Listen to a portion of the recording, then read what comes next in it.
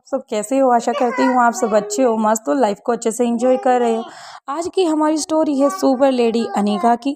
अगर वीडियो पसंद आ रही है प्लीज़ ज़्यादा से ज़्यादा शेयर करें, लाइक करें, कमेंट कर ज़रूर बताइए। बिना किसी देरी के वीडियो को स्टार्ट करते हैं। वीडियो लेट के लिए दिल से सॉरी। अंडरग्राउंड मारवा हाउस भूमिका की बात सुनकर निखिल कुछ समय के लिए असमंजस स्थिति में आ जाता है। कुछ पलों तक उसकी तरफ देखता रहता है। उसके बाद उससे पूछता है, शॉर्ट में बताऊं या फिर डिटेल में? भूमिका जवाब देती है, तुम मुझे शॉर्ट में ही बता दो, डिटेल में अपने आप पता कर लूंगी। कौटिल्य कहता है, जो तुम नहीं जानती वह यह है कि मेरी एजेंसी भारत की सबसे बेहतरीन एजेंसी है, जो भारत की सिक्योरिटी गार्ड्स को भारत को सिक्योरिटी गार्ड प्राइवेट कराती है। मेरा मतलब है कि हर फोर्स की हर विंग के लिए बेहतरीन से बेहतरीन हैकर तैयार करने का काम करती है। उनके चुने हुए उन सिपाहियों को जो देश के अच्छे और काबिल हैकर हैं, उन्हें दी बेस्ट बनाने का काम मेरी एजेंसी का है। यह मेरे लिए आसान नहीं है। सिर्फ एक एजेंसी बना लेने से सरकार या फिर मुझ पर विश्वास नहीं कर सकती। इसलिए मैंने सिविल सर्विस के द्वारा आईपीएस बनकर अपनी ट्रेनिंग पूरी करके अपनी योग्यता और देशभक्ति दोनों साबित की हैं। इसके बाद काफ़ी लंबी कहानी है और फिर वही जाकर ये जिम्मेदारी का काम मुझे मिल गया है। ये सुनकर भूमिका बहुत ही हैरान और आंखें फटी फटी रह जाती हैं। इस वक्त वह अपनी खुशी और शब्दों को बयां नहीं कर सकती थी। बिना एक पल देरी के वह अपनी दोनों बाहों खोलकर निखिल के गले लग जाती है और कसकर उससे चिपक जाती है और फिर अपनी आंखें बंद कर लेती है। भूमिका के चेहरे पर हल्की सी मुस्कान थी। ना जाने शर्म से या फिर खुशी से उसका चेहरा सुख और काफी खुश लग रहा था। दूसरी तरफ कौटिल्य ने भूमिका से इस तरह की उम्मीद कभी नहीं की थी। उसके मन ही मन अगर कोई चाहता था वो सिर्फ इतनी थी कि भूमि उसे बुरी तरह से माफ करके अपना ले। लेकिन ये तो सोने पर सुहागे जैसी बात हो गई है। ये एक पल के लिए कौटिल्य को कुछ समझ ही नहीं आ रहा था। उसके साथ ये सब क्या हो रहा है? वह सिर्फ उसे हल्के धक्के को महसूस कर पा रहा था, जिसकी वजह से उसका एकदम पीछे हो गया था। एक पल के बाद भूमि के चेहरे पर मुस्कान आ जाती है। वह अपनी दोनों बाहों कौटिल्य को कस लेती है। जिस पल को उसे सालों से इंतजार था वह अब समय आ गया था। वह भी अपनी आंखें बंद करके इस खूबसूरत पल को में खो जाता है। काफी देर तक दोनों इसी स्थिति में रहते हैं। फिर भूमि अपनी पकड़ ढीली करते हुए धीरे से पीछे हटने लग जाती है, लेकिन कौटिल्य उसे दोबारा से हक कर लेता है। लेकिन भूमि भी उसे उसी तरह से हक कर लेती है। एक बार फिर दोनों ही ऐसे अब एक दूसरे की बाहों में इतने मदहोश हो जाते हैं कि उन्हें समय का पता ही नहीं चलता। कब उन्हें दो से चार, 4 से 5 मिनट बीत चुके थे। भूमि खुद नहीं समझ पा रही थी कि अचानक से ऐसा भी क्या हो गया है कि वह अपने आप को बहुत ही हल्का महसूस कर पा रही है। उसे ऐसा लग रहा था जैसे कि कोई बड़ा भारी बोझ उसके सिर से रखा हुआ अचानक से उतर गया है। वहीं कौटिल्य को भी एहसास हो रहा था कि जैसे कि उसकी आराध्य को अपना इष्ट मिल गया हो। उन्हें अपने आसपास के कोई भी सुध बुध नहीं था। कुछ देर बाद दोनों को अपनी स्थिति का एहसास होता है तो भूमि को ऐसा लग जैसे कि उसे कुछ कदमों की दूरी पर कोई खड़ा है। जब भूमि उस ओर देखती है तो अनिका और प्रीति दोनों वहां मौजूद थी। लेकिन इससे भी ज्यादा शर्मिंदगी की स्थिति भूमि के लिए तब खड़ी हो जाती है जब वह देखती है कि उन्हें ठीक 2 कदम पीछे रोहित भी खड़ा है। वह भी प्रीति और अनिका की तरह ही भूमि की तरफ देख रहा था।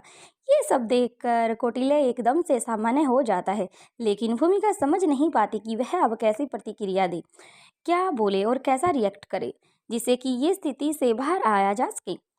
प्रीति भूमि को छेड़ते हुए कहती है, भूमि दी, आप तो छुपे रुस्तम निकले। दूसरों के बारे में सब खबर रखते हो लेकिन अपने बारे में किसी को कुछ नहीं बताते। लेकिन देखो चारों पकड़े गए। तुम दोनों की चोरी हमारे सामने आ चुकी है। एक पुलिस वाले की चोर के साथ अब हमें ये सब पता चल चुका है, वे भी अपने बिना बताए। इससे पहले कि भूमिका प्रीति के छेड़ने का कोई प्रतिक्रिया या उत्तर देती, अनिका कहती है, अगर सिर्फ एक बार कौटिल्य के साथ जाने से इतनी बड़ी समस्या हल हो सकती है तो कौटिल्य ने तुम्हें ले जाने में बहुत देर कर दी है। फिर वह कौटिल्य की तरफ देखकर कहती है, इतने बड़े हैकर को थोड़ी बहुत माइंड हैकिंग की भी आनी चाहिए, क्योंकि प्रीति तुम्हें क्या लगता है?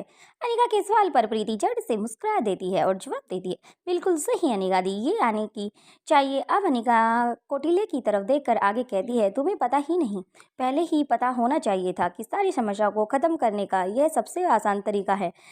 निगाहें की बात पर निखिल सिर्फ हल्के से मुस्कुरा देता है, अपनी नज़रों को झुका लेता है। अब आगे रोहित बढ़ जाता है और कोटिले का कंधा थपथपाते हैं, फिर मुस्कुरा कर कहता है, I am happy for both of you. Anika और रोहित को ये समझने में बिल्कुल भी परेशान नहीं होती कि भूमिका इस वक्त क्या महसूस कर रही थी। भूमिका को सामान्य महसूस हो रहा था, इसलिए अब अनिका आगे बढ़ती है और बात को बदलते हुए भूमिका से कहती है, हमारे पास मारवा हाउस से निकलने के लिए ज़्यादा वक्त नहीं है, अभी हमें निकलना होगा। तुम दोनों चाहो तो जो भी ज़रूरी चीज़ हैं अपने साथ ले सकते हो, उसके लिए कुछ वक्त ले लो। अब भूमि की सारी बात याद आ जाती है। वो झट से अनिका से पूछती है, क्या दमयंती देवी का कोई मैसेज आया है? इस बात पर अनिका रोहित की तरफ देखती है। अब रोहित 2 पंक्तियों में भूमिका को जवाब देता है, दमयंती देवी का मैसेज छोड़ दिया गया है और दमयंती देवी का मैसेज छोड़ने के 2 आदेश हैं। आज वह खुद आने वाली है, तुम उसे लाइव देख लेना। ये सुनते ही भूमि को एक तेज से झटका लगता है और कहती है, आज का दिन काफ़ी तेज और काफ़ी अच्छा है। इस पर रोहित और जवाब नहीं देता, लेकिन सभी को खामोशी देखकर प्रीति कहती है, अभी तो रात बाकी है मेरे यार। भूमिका दी के चेहरे पर प्रीति को तीखी हाव भाव देखने को मिल जाते हैं। बदले में प्रीति बजाय शांत होने के भूमि को एक शरारती मुस्कान देती है। प्रीति की बात को सुनकर भूमिका कुछ देर के लिए चुप हो जाती है, फिर अनिका के पूछती है, हमें कितनी देर में निकलना होगा और वहां पहुंचना होगा? अनिका जवाब देती है, भूमि और निखिल को सारी डिटेल दे देते हैं और फिर अंत में कहते हैं, हम लोग तुम्हारी इंतजार कर रहे हैं, तुम दोनों हमारे साथ आ रहे हो, अब छिपने की कोई ज़रूरत नहीं है। अनिका सभी की तरफ देखती है हुए कहती है, मैं बस अभी आई, अपने खास मेहमानों को जरा अंतिम 2 शब्द तो बोलाऊं। इसके बाद अनिका बारी से निपुण और लच्छो के कैबिन की तरफ जाती है और दोनों के साथ एक ही बात दोहराती है। वह इस पर अनिका प्रतिक्रिया देखना चाहती थी कि वे उन्हें बताती है, तुम्हारा यहाँ से चलने का वक्त आ गया है। दमयंती देवी तुम्हारे बदले में सौदा करने के लिए रेडी है। इसके बाद अनिका मुस्कुरा से अपना चेहरा इस तरफ कवर कर लेती है और सिर्फ उसकी आंखें ही दिखाई दे रही थी, उसका माथा भी पूरी तरह से ढका हुआ था। इसके बाद सिक्योरिटी गार्ड को अपनी गाड़ी में शिफ्ट करने के इशारा करती है। जैसे ही अनिका रोहित वहां से चलने लगते हैं, भूमिका अनिका को रोकते हुए कहती है, लेकिन तुमने ये नहीं बताया कि इस दोनों के बदले क्या देने वाली है। मेरे पूछने का मतलब है कि तुम्हें कोई क्या दे सकता है? अनिका भूमिका के सवाल सुनकर पलटती है और मुस्कुराते हुए कहती है, देखते हैं, बस इतना याद रखना कि हम सभी में से किसी को भी खरोच तक नहीं आनी चाहिए। उधर की पूरी तख्ता पलट करने वाले हैं और सभी को ख़त्म करना पड़ सकता है हमें। कुछ देर बाद सभी अपने अपने पसंदीदा हथियारों और गाड़ियों के साथ मारवा हाउस से निकल पड़ते हैं। सभी ने अपने साथ बेहतर से बेहतर सामग्री और अच्छे से अच्छे हथियार को अपने साथ ले लिया गया था। लगभग दुनिया में पाए जाने वाली दुर्लभ एक्टिविटी और हर प्रकार के हथियार भूमि की और कौटिल्य के साथ थे और प्रीति की और अब्दुल भी ऐसे ही हथियारों के साथ आगे की तरफ बढ़ रहे थे। चिराग और किंग भी अपने हथियार और सड़कों पर अपनी गाड़ियों के साथ उतर चुके थे। जैसे समझ नहीं पाना मुश्किल था कि उनके लिए यहाँ क्या हो सकता है और मेहमानों को भी आइडिया नहीं होगा कि उनके लिए वो क्या गिफ्ट लेके आए हैं। इन्हीं उनके लिए यह एक दिल दहलाने वाला था। वही दिल्ली से दूर वीराने में कुछ ही घंटों में सभी अपनी तय मंजिल पर पहुंच चुके थे। यह एक ऐसी जगह थी जहां पर दूर दूर तक सिर्फ वो बंजर ही बंजर जमीन दिखाई दे रही थी और उड़ती हुई धूल दिखाई पड़ रही थी। इस तरह को देखकर यह पता चलना कि यहाँ कोई आता जाता ही नहीं होगा। एक और जहाँ रोहित और अनिका अपनी गाड़ियों में बैठे दमयंती देवी का इंतजार बाहर नज़ारा देख रहे थे, तो वहीं आसपास मौजूद उनके एयरपोस्ट में से उन्हें जानकारी मिल रही थी।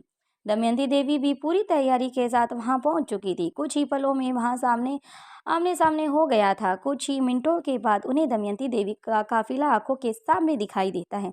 ये काफिला आधुनिकता के मामले में किंग के काफिले से कुछ खास कम नहीं था। बड़ी ही गाड़ियां, आधुनिक हथियार खामोश होकर आगे की तरफ बढ़ रहे थे। वह हर प्रति उत्तर के लिए तैयार थे। दमयंती देवी एक बड़े साम्राज्य की रानी थी, तो उसके पास ये सब होना चौंकाने वाली कोई बात ही नहीं थी। रोहित और अनिका इस बात से बिल्कुल अनजान नहीं थे कि इसलिए वे दोनों पूरी तैयारी के साथ। लेकिन अगर ये सब दमयंती के साथ नहीं होता तब जरूरी हैरान करने वाली बात थी। दमयंती देवी बिना डरे बिना झिझके गाड़ियों से बाहर निकलती है और उसने भी अपने चेहरे को ढका हुआ था, केवल उसकी आंखें ही दिखाई दे रही थी। लेकिन उसके हाव भाव आत्मविश्वास बता रहे थे कि वह दमयंती देवी है। इसकी औरतें सिपाही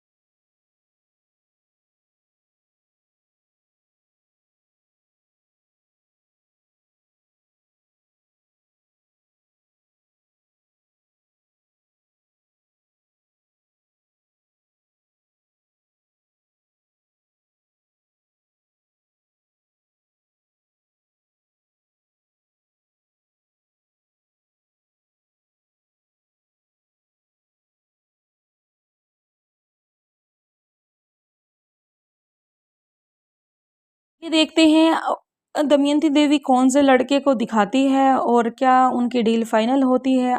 आने वाले एपिसोड में जल्द मिलते हैं। अगर वीडियो पसंद आ रही है तो प्लीज़ ज़्यादा से ज़्यादा शेयर करें, लाइक करें, कमेंट करें।